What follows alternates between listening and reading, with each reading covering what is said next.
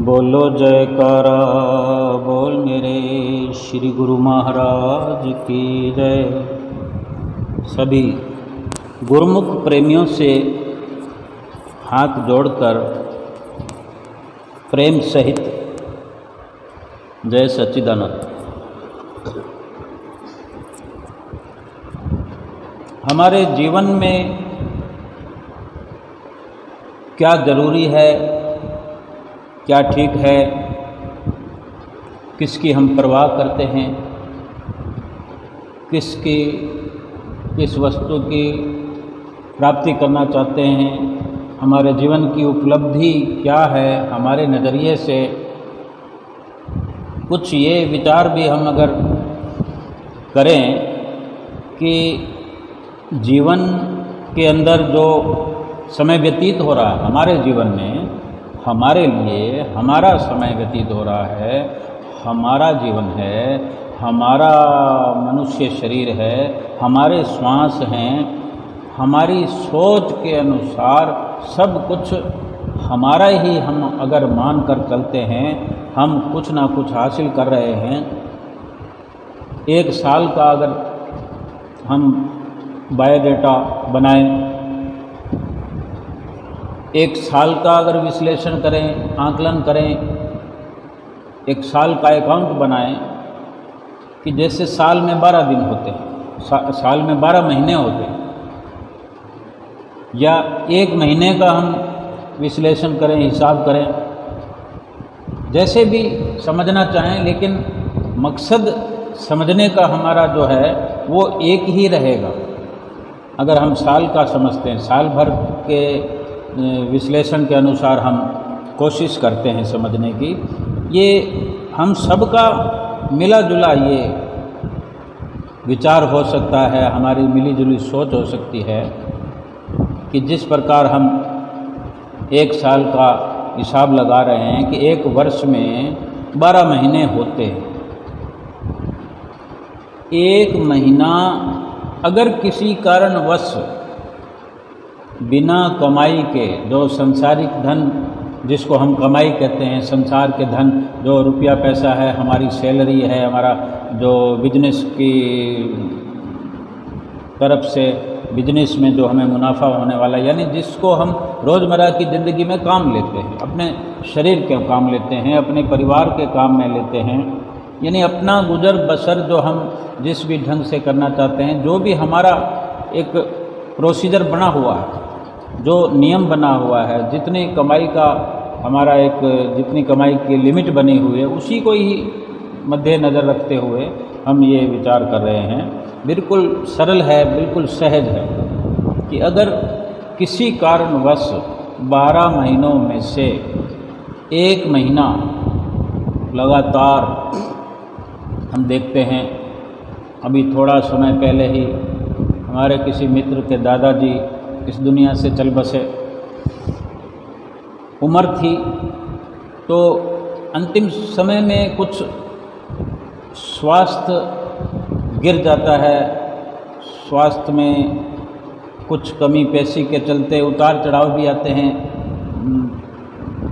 कोई तो बहुत लंबे समय तक बेड पर रहते हैं, कोई थोड़े दिनों में ही खुद कष्ट पाकर और दूसरों को भी अपने साथ में लेते हुए थोड़े दिन में छुटकारा हो जाता है, और कुछ तो बिना बताए चले जाते हैं, मतलब किसी अस्वस्थता का इशारा भी नहीं देते, यानी ठीक ठाक स्थिति में चले जाते हैं, जो दूसरों को, परिवार वालों को उनके स्वास्थ्य के प्रति कोई चिंता नहीं होती, उनका समय वेस्ट नहीं होता, इस प्रकार से चलता ही है। तो जो बात करते हैं मित्र की, उसकी जो जिसके दादाजी चल बसे, कुछ दिन, थोड़े ही दिन, 10 दिन समझ लो, 15 दिन समझ लो, 20 दिन समझ लो, या एक महीना समझ लो कि मृत्यु से पहले थोड़ा थोड़ा करते 5, 7, 10 दिन, 15 दिन कुछ ज़्यादा दिक्कत रही, जिसमें उनके जो बेटे हैं, उनके पोते हैं, जो अपने बिजनेस को अच्छे से संभाले हुए हैं। दादाजी काफ़ी बुजुर्ग, पिताजी भी ठीक कंडीशन में, अधेड़ अवस्था में, लेकिन जो पोता है दादाजी का वो बिल्कुल युवा स्थिति में और अपना बिजनेस लगन से संभालते हुए। तो उनके प्रकार, उनके तरीके से, उनके रहन सहन से हम ये विचार करते हैं, कर रहे हैं कि जो उनके दादाजी की जो ये संसार से जाने की जो स्थिति है कि समझो कि 15 दिन तो मृत्यु से पहले उनको कुछ अधिक अपने बिजनेस को, जो उनका काम धंधा था, काफ़ी छोड़ करके उसमें ख्याल हटा करके या उसमें लापरवाही हो गई और दादाजी का ध्यान रखना पड़ा, साथ संभाल करने पड़ी, यानी उनका काम धंधा प्रभावित हुआ। और फिर शरीर छूटने के बाद, डेथ होने के बाद फिर कुछ लंबा परिवार होता है, मिलने मिलाने वाले होते हैं, तो 12, 13, 14 दिन तो वो दाह संस्कार के साथ लगे हुए मित्रों का आना जाना लगता है। फिर वो 13वें दिन जो रस्म पकड़ी होती है, फिर 14वें दिन ब्राह्मण का भोज होता है, मृत्यु भोज होता है। 13वें दिन जो रस्म पकड़ी होती है उसमें भी बाहर के रिश्तेदारों के लिए कुछ इंतज़ाम भी करने पड़ते हैं। यानी वो कहने का मतलब ये है कि उनका 1 महीना मतलब बड़े अच्छे से लग गया और बिजनेस में वो 1 महीना जीरो हो गया, क्योंकि जब वहाँ पर ड्यूटी दी नहीं जाएगी, संभाल की नहीं जाएगी, युवा अवस्था में जो पौत्र है, अपने दादा का पुत्र है, अपने पिता का, तो उसके कंधों पर वो भार तो रहता ही है कि सारी व्यवस्था करनी पड़ती है अस्पताल की, इधर उधर। अब 1 महीने का जो ये अपने काम धंधे से दूर रहना दर्शाता है कि 1 महीने की कमाई बंद, और ऊपर से जो खर्च हुआ, चलो उसको अगर ना भी विचार करें कि वो संचित धन में से खर्च किया गया, उसको नज़रअंदाज कर देते हैं। लेकिन किस किस बात को नज़रअंदाज किया जाएगा? संसार में रहते हुए, संसारिक सोच को लिए हुए संसारिक इंसान जो विचरण करता है, उसके नज़रिए में ये 1 महीने का उसको लॉस हो गया कि अगर 12 महीने का हिसाब लगाते तो 1 महीना बिल्कुल नील। तो इस बात का चाहे ज़्यादा करें, कम करें, कुछ भी करें, लेकिन अफसोस तो रहता ही है कि संसारिक तरक्की से, उन्नति से 1 महीने का नुकसान हो गया, बैक चले गए, पीछे हो गए, आगे जाने के बजाय पीछे हो गए, रुक गए। और कहीं ना कहीं अपने सोच से, नज़रिए से हर कोई महसूस करता है कि मुझे कितना नुकसान हुआ। किसी की सोच अधिक संसारिक है तो वो बहुत कुछ ज़्यादा विलाप करते हैं, अफसोस करते हैं। ये संसारिक नज़रिया है, संसारिक आम मनुष्य का नज़रिया है, सोच है। अगर एक महापुरुषों की सोच के अनुसार देखा जाए, विचार किया जाए, तो बड़ा आश्चर्य इस बात का होता है, महापुरुषों के वचनों के अनुसार सोचते हैं तो कि इतना आश्चर्य निकल कर सामने आता है कि 1 साल के 1 महीने का ही हमने अभी आकलन किया है, हिसाब लगाया है, और कितना दुख, और न जाने जीवन में कितने दुख होते हैं, लेकिन ये बहुत बड़ा दुख मान लिया जाता है।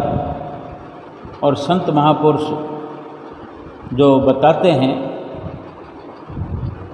कि भगवान के नाम का सुमिरन, जो कि इस जीवन में जरूरी है, बहुत जरूरी है, केवल वही जरूरी है, उसके लिए तो आज हम जिस उम्र के अंदर अफसोस कर रहे हैं 1 महीने की कमाई का, हम अपनी उम्र देखें कि आज हमारी उम्र, अगर हमारा दादाजी के जाते वक्त हमारी 40 साल की उम्र है, 35 साल की उम्र है, 30 साल की उम्र है, 50 साल की उम्र है, कुछ ना कुछ तो इन्हीं उम्र में से कुछ ये रहता ही है कि हम युवा अवस्था में हैं तो हमारी 30 साल की उम्र रही हो, 35-40 की हो, जिसमें बिल्कुल हम दृढ़ निष्ठा से बिजनेस कर रहे हैं। लेकिन क्या हमने सोचा कभी कि हमारी 35 साल की या 40 साल की उम्र है, वो पूरी की पूरी बिना नाम और भजन की कमाई के निकल गई, भगवान का नाम लिए बिना ही निकल गई। इस नुकसान का कब आकलन करेंगे हम, कब हिसाब लगाएंगे, कब अफसोस करेंगे, कब दुख मनाएंगे कि हमारे इतने साल, जिसके अंदर कितने ही महीने पूरे के पूरे खाली निकल गए, पूरे के पूरे साल खाली निकल गए। ये भगवान के रास्ते पर जो तरक्की करनी थी, उस तरक्की में हम कितने पीछे चले जा रहे हैं, बजाय आगे जाने के कितना पीछे जा रहे हैं।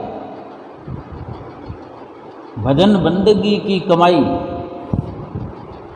कमाई कहते हैं, बंदगी को भी कमाई कहते हैं, भक्ति का धन कहलाता है वो। उस भक्ति के धन की कितनी हानि हो चुकी है आज तक, और कितनी और करने वाले हैं हम अपने जीवन में, कितना नुकसान और उठाने वाले हैं अगर आज विचार नहीं किया तो। अगर विचार कर लिया तो पीछे का जो हुआ सो हुआ, लेकिन आज से हमारी तरक्की बुलंदियों तक पहुंच सकती है, शुरुआत हो सकती है भजन बंदगी की कमाई की। हमें तो सद्गुरु मिले हुए हैं, हम गुरुमुख प्रेमियों को श्री सतगुरुदेव महाराज जी की ओट मिली है, चरण शरण मिली है। भक्ति की कमाई करने के तरीके हमको जनाते हैं, हम जानते हैं, हम जान गए हैं, समझ गए हैं, लेकिन समझ कर भी फिर हम पीछे जा रहे हैं, उन्नति की बजाय अवनति की ओर जा रहे हैं, लाभ की बजाय हम हानि को प्राप्त हुए जा रहे हैं। तो ये आश्चर्य की बात नहीं है। और इसी प्रकार इतने वर्ष बीत जाने के बाद भी अगर लापरवाही करते रहेंगे तो पूरी महीने महीने करते करते, वर्ष वर्ष करते करते, पूरी जीवन, पूरी आयु अगर बिना भक्ति की कमाई के खाली चली गई तो हम जानते हैं कितना नुकसान हम करके यहाँ से चले जाएंगे। जानना तो पड़ेगा। क्या ये मनुष्य जीवन की ये विडंबना नहीं है कि भक्ति के मार्ग से, धर्म के रास्ते पर जो कीमती धन नज़र आता, कीमती धन जो मिलता है, भजन भक्ति का जो धन होता है, भक्ति धन होता है, नाम की कमाई से वो जो सिर्फ मिलता है, वो आत्मिक धन भी कहलाता है। वो नज़र ही नहीं आता, वो महसूस ही नहीं होता। उसके सामने जो हम कमाई कर रहे हैं, जिसको हम कमाई मानते हैं, धन मानते हैं, रुपया पैसा, ये जो जिसको खर्च कर के हम शरीर की सुविधाएं जुटाते हैं, उसी को महत्व देते हैं।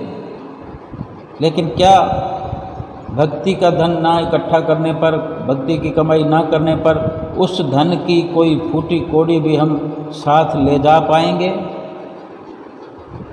ये उस वक़्त क्या हम निर्णय करेंगे, अंतिम समय में निर्णय करेंगे। क्या उस वक़्त इतना अवसर मिलेगा कि हम ये निर्णय कर पाएंगे कि हम खाली हाथ जा रहे हैं, या ऐसा ये अवसर ही ना मिले निर्णय करने के लिए, पछताने का भी अवसर मिले?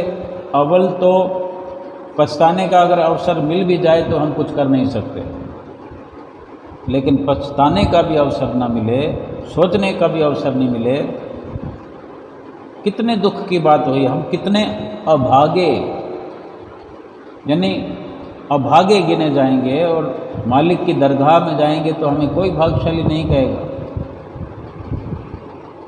लेकिन अभी तो हमें ये सुनने को शब्द मिल ही जाते हैं, ये भक्ति की राह पर हैं हम, यानी हमने अकाउंट खोल लिया है, नाम की जो बख्शिश मिली है सतगुरु के द्वारा, हमारी डायरी बन गई है। जो धन राशि इकट्ठा करने के लिए हमने खाता खोल लिया है, उसमें कुछ जमा करें या ना करें, भक्ति एकत्र हो या ना हो, लेकिन हम उस भक्ति मार्ग के सदस्य बन गए हैं, अधिकारी बन गए हैं। लेकिन क्या इतना भर होने से हमें लाभ हो जाएगा? कोई अगर बैंक के अंदर डायरी बना ले, अपने खाता खुलवा ले, बैंक में डायरी बन जाए उसके नाम से, उसी से उसको खुशी हो जाएगी कि मैं बैंक का मैं ग्राहक बन गया हूँ, तो क्या उसे रुपया मिल जाएगा? रुपया तो जमा करने से ही मिलेगा। रुपया वहाँ पर एकत्र करने से, समय समय पर वहाँ जमा कराते रहने से फिर मुश्किल के वक़्त या ज़रूरत के वक़्त जब चाहेंगे हम जाकर अपनी संचय राशि में, जमा पूंजी में से हम अपना रुपया पैसा निकाल सकते हैं। भक्ति के धन का भी इसी प्रकार से ही हम ज्ञान विज्ञान लगाएं कि जमा हमारे खाते में मालिक की भजन बंदगी होगी ही नहीं, तो फिर उसका लाभ कैसे जीवात्मा को होगा? जो आत्मिक धन हमने इकट्ठा किया ही नहीं, तो आत्मा के लिए कैसे सुख मिल पाएगा? आत्मा को सुखी कैसे कर पाएंगे? आत्मा के लिए कैसे भक्ति का धन खर्च किए बिना सुख मिलेगा? भक्ति का धन प्राप्त किए बिना सुख मिल पाएगा? इस बात का हमको क्यों नहीं अफसोस होता? और अगर मौका मिल जाए हमें अंत समय में अफसोस करने का, फिर क्या कुछ हो सकेगा? जो इंसान अपने ही पैरों पर कुल्हाड़ी मारता हो और फिर दर्द होने पर रो रहा हो, उसका क्या फ़ायदा है? अगर समय रहते, वक्त रहते, कुल्हाड़ी को अपने पांव पर मारने से पहले 100 बार सोचे कि कुल्हाड़ी चलाना या ना चलाना मेरे अधिकार में है, और जहाँ कुल्हाड़ी अपने पैर पर चला रहा हूँ, वो पैर मेरे ही शरीर का एक अंग है, मुझे ही दुख होने वाला है। न जाने मेरे पैर की क्या हालत होगी, फिर ठीक भी होगा कि नहीं। अगर ठीक होगा भी सही तो कितना समय लगेगा, लेकिन ये तो शरीर की बात है। अगर जीवात्मा के लिए भजन भक्ति की कमाई नहीं की, जीवात्मा पर पापों की कुल्हाड़ी चलेगी, फिर अवसर नहीं मिलेगा सुधार करने का। कोई मरहम पट्टी नहीं है ऐसी, क्योंकि 84 लाख योनियों का सवाल है। उस खड्डे में जा करेगा। अगर कोई 84 लाख फुट गहरे खाई में या इतने बड़े गहरे कुएं में, समुद्र में जाकर गिर जाए, डूब जाए, उसकी कौन उम्मीद करेगा कि वो बचेगा? जीवात्मा भी 84 लाख योनियों के खड्डे में गिरा दी जाएगी। बार बार जन्म लेते रहो, मरते रहो, जन्म लेते रहो, मरते रहो। कब खत्म होगा? ये 84 लाख योनियों की कड़ी फिर खत्म होने वाली नहीं होती।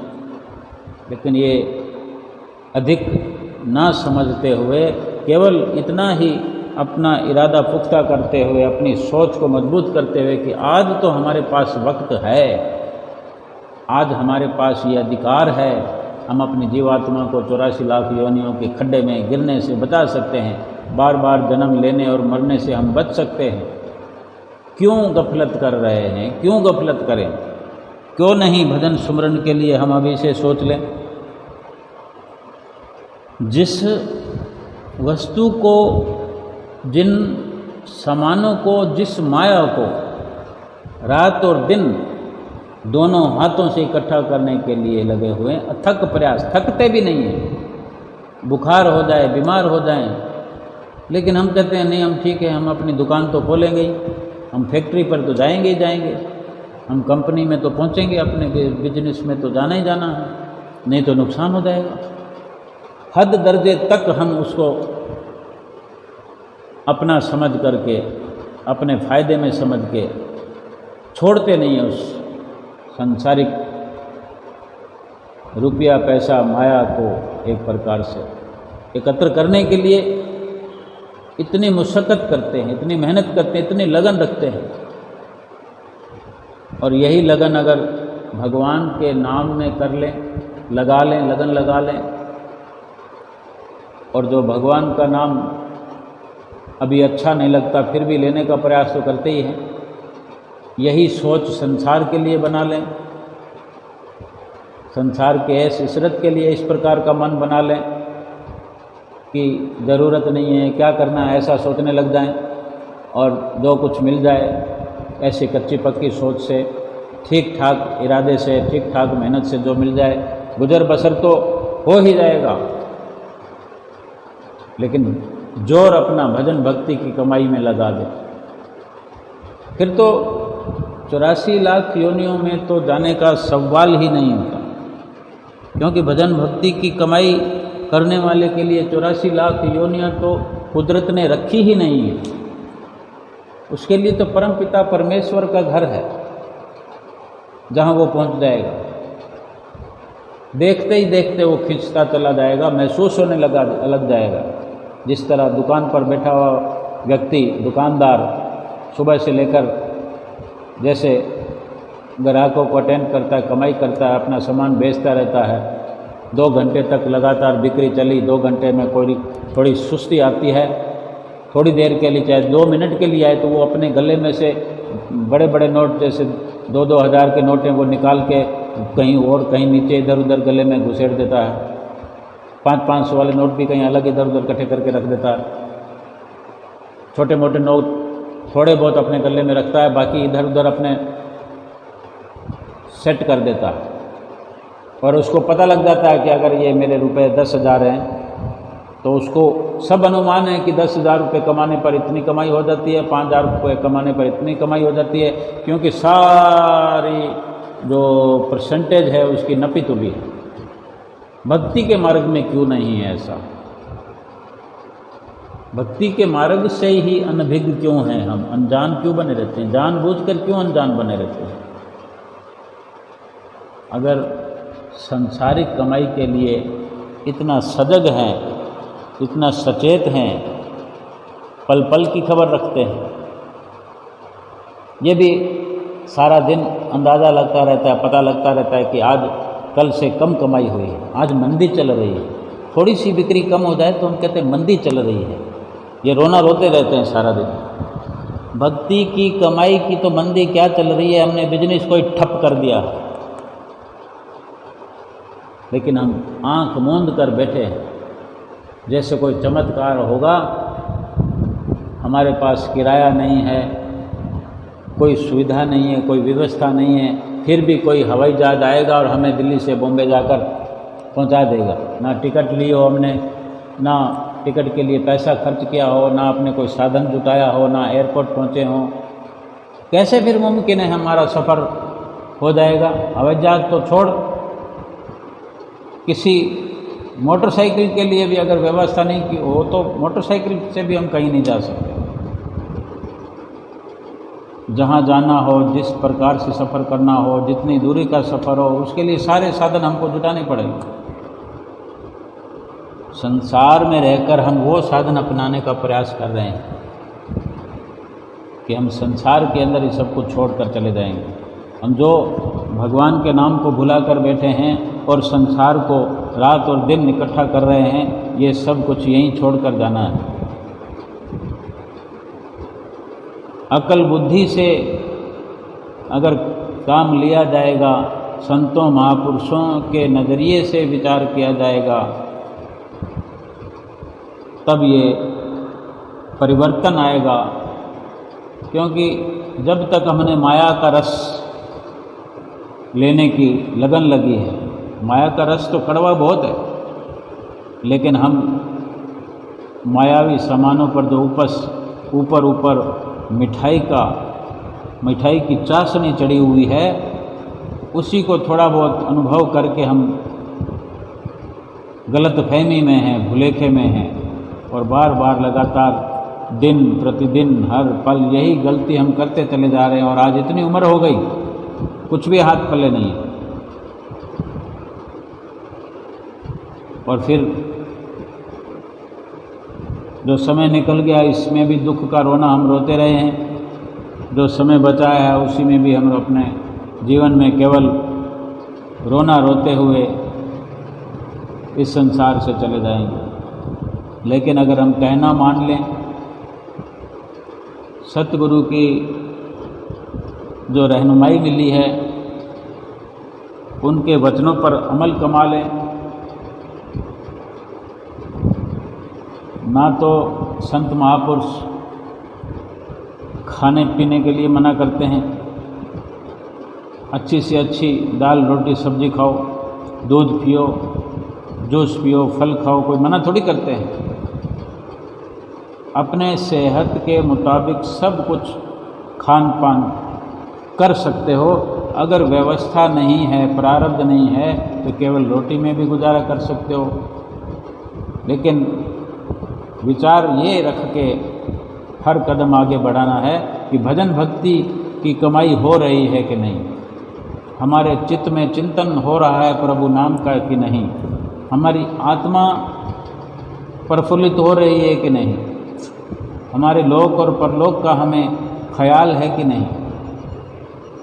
ना तो ये लोक जिसमें हम जी रहे हैं, ना तो इसमें हमें दुख उठाना है, ना परलोक की तरफ से हमें चिंता लगी रहे, ऐसा काम करना है। यानी लोक को सुखी और परलोक को सुहेला तो तभी बनाया जाएगा जब भगवान के नाम में दिल लगाया जाएगा, भगवान के नाम में ही हर वक्त सुरती लगी रहेगी। तो ये तो इस वक्त तो जो चाहे हम कर सकते हैं। हमने अगर सांसारिक रास्ता अपनाया है, माया का मार्ग अपनाया है, ये हमारी मर्जी है। अगर भगवान का रास्ता अपना लेंगे, अगर उस मार्ग को बदलना भी है तो कितनी देर लगती है। सफ़र करते से हम किसी भी मोड़ आने पर, दो मोड़ आने पर, चौराहा आने पर, जिधर चाहे ड्राइवर जो है स्टीयरिंग को घुमा सकता है, माया वाले रास्ते को कभी भी छोड़ा जा सकता है। ये हमारा निजी फैसला कुछ भी हो सकता है। हम आज ही अपना फैसला कर सकते हैं। जो हर वक्त मालिक के ध्यान में लीन रहते हैं, मालिक के नाम में लगे रहते हैं, क्या वो खाना नहीं खाते हैं? अभी हम विचार करें, संत महापुरुष कोई दुकान नहीं करते, कोई बिजनेस नहीं करते, तो क्या वो खाना पीना उनको नहीं होता? अच्छे से अच्छा खाना खाते पीते हैं, अच्छे से अच्छा सफ़र करते हैं, क्योंकि वो भगवान के नाम के, भगवान के सत्संग के प्रचारक हैं। अपने आस-पास तो क्या, अपने मोहल्ले में तो क्या, दूसरी कॉलोनी तो क्या, पूरे शहर में क्या, देश में क्या, विदेशों तक पहुंच करके भगवान के नाम से भगवान की रूहों को जोड़ने का काम करते हैं। और भगवान की उन पर इतनी कृपा बरसती है, किसी प्रकार की कोई कमी नहीं, कोई धन धान्य की कमी नहीं होती, लेकिन वो सब कुछ परमार्थ में लगाते हैं। अपने लिए कोई चिंता नहीं करते, कुछ सोच नहीं रखते। भगवान स्वयं उनकी सभी चिंताएं दूर करते हैं और सब व्यवस्था भगवान स्वयं करते हैं। संत महात्मा कहीं जाते हैं तो उनसे मिलने वाले, उनके अनुयायी उनकी आने की बाट ढोते हुए उनके आगमन के लिए अपनी आंखें बिछा देते हैं। कतारें की कतारें उनके स्वागत में खड़ी हो जाती है। एक तो क्या, अनेकों घरों में उनके लिए खाना तैयार हो रहा होता है। यानी अथाह अंबार लग जाते हैं। जहाँ हमारे घर में, एक घर में हमारे लिए व्यवस्था होती है खाने पहनने की, रहने की, उनके लिए हर घर में व्यवस्था होती है। ये भगवान के नाम का प्रताप ही तो है। तो ये लोक का सुखी होना, और फिर जिसका ये लोक सुखी हो रहा है, जिसका लोक संवर रहा है, फिर उसके परलोक की चिंता क्या करनी? परलोक भी सुहेला हो जाएगा। यानी जिसने आज सुखों का बीज बो दिया, देखते ही देखते सुखों की फसल तैयार हो जाएगी, और एक बार सुखों की फसल तैयार होगी तो फिर वो ख़त्म होने की नहीं है, क्योंकि ढेर सारे बीज फिर और पैदा हो जाएंगे। फिर इसी प्रकार आगे से आगे फसल बढ़ती जाएगी। सुख की, सच्चे सुख की खेती हमारे जीवन में लहलहाती हुई हमें नज़र आने लगेगी। जो बीज बोता है खेत में, गेहूं का बीज बो दिया, चना का, दाल का, कुछ भी बीज बो दिया, चावल का, सरसों का, मक्का, बाजरा, कुछ भी है, तो देखते ही देखते क्या वो फसल अपनी आँखों से देखेगा नहीं? क्या उसको लगेगा नहीं कि मैंने बाजरा बोया है तो बाजरा मेरे सामने खड़ा हुआ लहलहा रहा? ऐसे ही भक्ति मार्ग हो या माया का मार्ग हो, माया का बीज बोने से माया की फसल सामने खड़ी हुई नज़र आने लग जाती है। देखते ही देखते माया का असर जीव पर होने लगता है, आत्मा पर होने लगता है, शरीर पर होने लगता है, दिल दिमाग में सब कुछ जो वातावरण है वो मायावी हो जाता है। और जो भक्ति का बीज अपने हृदय में बोते हैं, भक्ति की सुंदर हरी भरी फसल लहराती हुई उसको नज़र आने लगती है, उसका असर उस पर पड़ने लगता है, उसके चित्तवृत्तियों पर, उसके रोम रोम पर भक्ति की छाप लग जाती है। श्वास श्वास में उसको भक्ति की खुशबू महसूस होती रहती है। कितना ये फर्क है। अपने लोक को हम सुखी कर सकते हैं, परलोक को सुहेला कर सकते हैं, तो क्यों माया के अंदर भ्रमित होकर हम यहाँ भी दुख उठाएं और आगे चलकर भी परलोक दुहेला करें? लोक भी सुखी बनाएं और परलोक भी सुहेला करें। जो सदैव मालिक के ध्यान में लीन रहता है, जिसके अंदर से आपा भाव निकल जाए, यानी अहम भाव निकल जाए, अहंकार से खाली हो जाए, अहंकार से रहित हो जाए, जिसका हृदय अहंकार से खाली है, किसी भी कठिन कार्य के लिए उसके अंदर से आवाज़ यही आएगी कि ये काम मेरे मालिक की कृपा से हो जाएगा। उसके अंदर से आवाज़ ही नहीं आएगी कि ये नहीं हो सकता, क्योंकि उसे विश्वास हो चला है कि जब मैं अपने इष्ट देव सतगुरुदेव भगवान की रहनुमाई में हूँ, उनके कहने में हूँ, उनके वचनों पर अनुसरण करता हूँ, अमल करता हूँ, फिर जो जो काम हमारे लिए कुदरती तौर पर कोई जटिलता आ जाती है, प्रारब्ध कर्मों से, पिछले कोई पाप कर्मों से कोई बाधा आ जाती है, जो भी बाधा हो, वो फिर हमारे सतगुरु इष्ट देव परमात्मा हर बाधा को मिटाते चले जाते हैं। हमें पूर्ण विश्वास हो जाता है, हमें समझ आ जाती है, हमने जो मार्ग अपनाया हमें पता है वो मार्ग हमें कहाँ लेके जाएगा, क्योंकि हमने शिक्षा ग्रहण की। जब तक सतगुरु से मिलन ना हो, जब तक सत्संग की प्राप्ति ना हो, जब तक सत्संग पर हम विचार न करें, तब तक परेशानी हो सकती है। हमारे संसारिक विचारों से, संसारिक रवैयों से, माया के अंदर लिप्त होने की वजह से मायावी ख्याल हमें हर पल दुखी किए हुए रहते हैं। माया का असर हमारे तन पर, मन पर, हमारे अंतःकरण में सब अशुद्ध ही अशुद्ध होता रहता है। यानी एक कूड़े करकट का ढेर लगता रहता है। मायावी कूड़ा करकट जो हमारे अंदर रोम रोम में, हमारी चित्तवृत्तियों में मायावी जो कूड़ा करकट है वो फैलता रहता है। फिर उसकी जो सड़ांध है वो हमें इतनी गहरी आने लगती है कि ना हमारा दिन सुख से व्यतीत होता है, ना रात को चैन मिलता है, ना सुकून मिलता है। मन कलपता रहता है, बुरे बुरे ख्याल, बुरे बुरे विचार, मन 24 घंटे विचलित रहता है। हर पल दुख की ही एक लहर चलती रहती है। दुखों की लहरों में हम फंसे हुए त्राहिमाम करते हुए इस दुनिया में अपना सफ़र तय करते हैं, और एक दिन इसी प्रकार दुखों में दुखी होकर के हाय हाय करते हुए इस दुनिया से चले जाते हैं। कोई नहीं फिर अपनाता हमें। और आगे भी परलोक में, जहाँ हमारा परलोक सुहेला हो, कैसे होगा? परलोक को सुहेला करने का, परलोक को संवारने का काम तो हमने किया ही नहीं, तो कैसे परलोक संवर जाएगा, परलोक सुहेला हो जाएगा? हो ही नहीं सकता।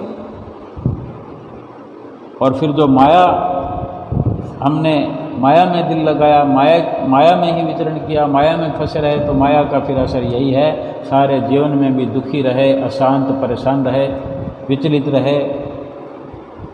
और फिर यहाँ से जाते वक्त भी शरीर, इस जीवात्मा इस शरीर को छोड़कर 84 लाख योनियों के शरीरों में भटकती रहेगी, हर पल दुखी अशांत। इस मनुष्य जीवन में अगर सुख नहीं पाया, मनुष्य के जीवन को प्राप्त करके सुख वाला कार्य नहीं किया, तो 84 लाख योनियों में कैसे करेंगे? कुत्ते बिल्ली की पदवी पाने पर, कुत्ते बिल्ली की योनि में जाने पे, सांप अजगर की योनि जाने में, बिच्छू की, कीट पतंगों की, चिड़िया कबूतर, इस प्रकार के योनियों में कैसे अपने जीवात्मा को परमात्मा से मिला लेंगे? कैसे अपने जीवात्मा को मालिक के नाम की कमाई का सुख दे करके जीवात्मा को सुखी कर देंगे? कैसे अपना लोक परलोक संवार लेंगे? नहीं हो सकता। मनुष्य जीवन में नहीं तो फिर किसी भी जीवन में नहीं, किसी योनि में नहीं। 84 लाख योनियाँ तो केवल हैं ही दुख उठाने के लिए। मनुष्य जीवन में अगर देखा जाए तो ये भी दुखों से भरा हुआ है, आग लगी हुई है, चारों तरफ आग लगी हुई है। माया ने चारों तरफ आग लगा रखी है, एक जाल बिछा रखा, दुख के अंबार लगे हुए हैं, दुख के ढेर लगे हुए माया की तरफ से। थोड़े थोड़े कहीं संकड़े कहीं रास्ते हैं जिसमें से कोई निकल के पार हो जाए और सतगुरु की जिसे शरण मिल जाए, एक बार माया के चंगुल से छूट जाए सतगुरु की कृपा से, फिर कभी मुंह ना करे माया की तरफ और अपने सतगुरु की आज्ञा का पालन करते हुए चलता चला जाए, तो फिर भक्ति के खजानों के ढेर लगे हुए इस जीव को मिल जाते हैं। भक्ति के खजानों के ढेर में ये जीवात्मा चारों ओर एक जो घेरा बन जाता है भक्ति का सुरक्षा कवच बन जाता है। जो 84 लाख योनियों में रह रह कर पाप कर्म हुए, वो पाप कर्मों के जो सारी मलिनता है वो धीरे धीरे सब उतर कर माया साफ पाक पवित्र बनकर अपने सतगुरु के साथ मिलने के लिए काबिल हो जाती है, अपने सतगुरु के, अपने परमात्मा से एकाकार करने के पद पर आ जाती है। और सतगुरु की हर पल ये रहनुमाई कि वो हमारी जीवात्मा को खुशहाल बनाना चाहते हैं, हमारी जीवात्मा को मालामाल करना चाहते हैं। कौन जाने कितने समय से, कितने युगों से, कितने जन्मों से ये माया दुख उठा रही है। लेकिन ये तो हम जान सकते हैं कि अगर मनुष्य जीवन में भक्ति की कमाई नहीं की तो फिर उस 84 लाख योनियों में ये जीवात्मा गिराई जाएगी। पीछे का हम ना जानते हों भले, लेकिन आगे के लिए जो हमें सतगुरु से समझाइश मिली है,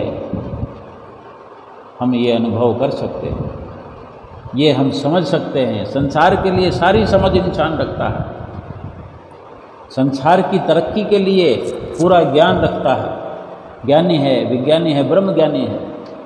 अपने जीवात्मा के लिए नहीं सोचता है। जीवात्मा के लिए सोचने पर ही पता चलेगा। जीवात्मा के दुख को, दर्द को समझने से ही पता लगता है।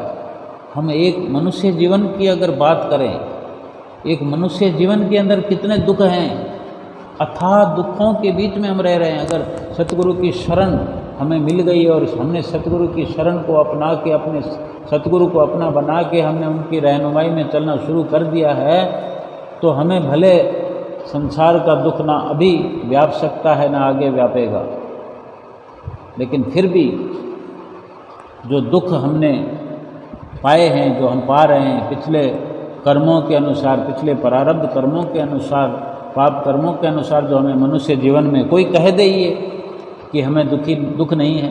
अगर कोई कह सकता है तो इस कारण से कि वो दुखों से उबर रहा है, वो दुखों की गर्त से निकल रहा है, दुखों को पीछे छोड़ता जा रहा है, उसे समझ आ गई है और उसकी जुबान पर सतगुरु का नाम जो हर वक्त विराजमान है वो दुखों की लिस्ट से बाहर होता जा रहा है। उसकी जिह्वा उच्चारण नहीं करती कि मैं दुखी हूँ। वरना ये कोई ना सोचे कि अगर वो कहते हैं गुरुमुख प्रेमी कि हमें दुख नहीं है, ये ना सोचे कि उन्हें दुख नहीं है। दुख हैं, दुख आते हैं, लेकिन दुख अपना असर नहीं दिखा पाते। बरसात जिनके घरों में सब कुछ भिगो कर खराब कर देती है, उनकी छतें कमज़ोर होती हैं। लेकिन जिनकी छतें मजबूत हैं, जिनकी दीवारें मजबूत हैं, उनके घरों में कुछ भी रखा हुआ सब कुछ महफूज रखता है। लेकिन बरसात तो सब घरों पर आती है। इसी प्रकार दुख भी सभी को प्राप्त होता है, छोटा बड़ा हो, अमीर हो गरीब हो, राजा हो रंक हो, गोरा हो काला हो, संसारी हो परमार्थी हो, भगत हो पापी हो, सब पर दुख आते हैं। लेकिन दुखों का असर जो है, जो नाम की कमाई में नहीं है, जिनको वक़्त के संत सतगुरु की शरण नहीं मिली, जिनको सत्य का संग नहीं मिला, जिनको सत्य की पहचान नहीं हुई, जिन्होंने सत्य को अपनाया नहीं, जिन्होंने सत्य को अपने अंदर जगह नहीं दी, उन्हीं को दुख व्यापता है। और जिन्होंने अपनी जीवात्मा का ख्याल कर लिया है, जीवात्मा की संभाल कर ली है, जिनको ये समझ आ गई है, सतगुरु की शरण प्राप्त कर लेने से जिनको ये समझ आ गई है, जिन्होंने ये समझने का प्रयास किया है और वो चाहते हैं कि और अधिक से अधिक समझ रखते हुए, सतगुरु से अधिक सीखते हुए, हर पल शिक्षा ग्रहण करते हुए जीवात्मा को सुखी बनाने के लिए ये जीवन मिला है, इस प्रकार की जिनको समझ आ गई है, दुखों का एहसास उनको सतगुरु नहीं होने देते, दुखों का एहसास ही नहीं होने देते। और जहाँ संसारी मनुष्य की बात करें तो उनको सुखों का कभी एहसास नहीं होता। सुखों के पीछे भागने के बाद भी सुखों की परछाई भी उनको नसीब नहीं होती। हर वक्त दुखों में समाये रहते हैं, दुखों का रोना रोते रहते हैं। हाय दुख, जैसे फरमाते हैं ना, तुलसी या संसार में दुख सुख सबको होए, ज्ञानी काटे ज्ञान से अज्ञानी काटे रोए। दुख सुख तो सबको होते हैं, लेकिन ज्ञानवान पुरुष, मालिक का प्यारा, अपने ज्ञान से दुखों को ऐसे काट लेता है जैसे इस जीवन में वो यही करने के लिए आया है, और यही समझ रखते हुए अपने जीवन के पलों को व्यतीत करते हुए हर वक्त मालिक के नाम के सुमरण में दिल लगा कर रखता है, अपनी चित्तवृत्तियों को भजन भक्ति में लगा कर रखता है, सतगुरु के दर्शनों में लगा के रखता है, नित्य नियमों में लगा के रखता है। और रात और दिन अगर इसी प्रकार से वो अपना जीवन व्यतीत करेगा, दुखों के लिए तो समय ही नहीं है उसके पास। वो जब भक्ति के लिए यत्न करता है, फिर माया के लिए यत्न करने की ज़रूरत नहीं पड़ती। भक्ति करने वालों के लिए माया स्वयं हाजिर हो जाती है, और माया के लिए यत्न करने वालों के लिए माया तो हाजिर नहीं होती, भक्ति भी उनके हिस्से से चली जाती है। तो कार्य हमें इस जीवन में वही करना चाहिए कि एक कार्य करें, दूसरा हमें करना ना पड़े और हमें उपलब्धि हो जाए। यानी भक्ति का कार्य करें, माया की प्राप्ति अपने आप हो जाए। लेकिन इंसान जब समझ जाएगा तभी ऐसा होगा। अगर हम माया में ही लगे रहेंगे, माया तो हमें मिलेगी नहीं, भक्ति से भी जाएंगे। मालिक का जो नाम है हमें कड़वा लगता है, मुश्किल लगता है, नामुमकिन लगता है। हमने इस प्रकार विचार पाल लिए हैं, इसके लिए तो समय नहीं है, ये तो कल कर लेंगे। मालिक का नाम तो आगे किया जाएगा, 50 साल की उम्र में करेंगे, 60 साल की उम्र में करेंगे, अभी तो माया को प्राप्त कर लेंगे। ये जीवन श्रेष्ठ है तो माया के लिए मिला हुआ, ऐसा सोचते रहते हैं। महापुरुष फरमाते हैं भगवान का जो नाम है, जिनको कड़वा लगता है उनके जीवन में ना माया रहती है ना भक्ति रहती है। और जो भक्त लोग हैं वो भक्ति को अपना बनाते हैं, भक्ति तो मिलती ही है, माया उनकी दासी बनकर सेवा करती है। फरमाते हैं सतनाम कड़वा लगा, सतनाम कड़वा लगा, मीठा लागा दाम, दुविधा में दोनों गए, माया मिली न राम।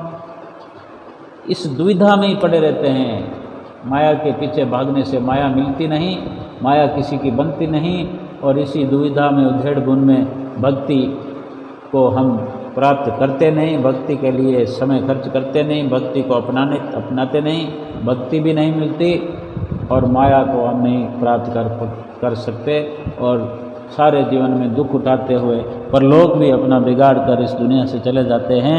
इसलिए संतों महापुरुषों के नज़रिए से उनकी रहनुमाई में भजन भक्ति को ही महत्व देते हुए, भजन भक्ति के लिए अपना समय खर्च करते हुए, श्वास श्वास लगाते हुए भक्ति की प्राप्ति करनी है। अपनी जीवात्मा के लिए हर पल सुख प्राप्त करते हुए लोक और परलोक सुहेला करना है। बोलो जयकारा बोल मेरे श्री गुरु महाराज की जय।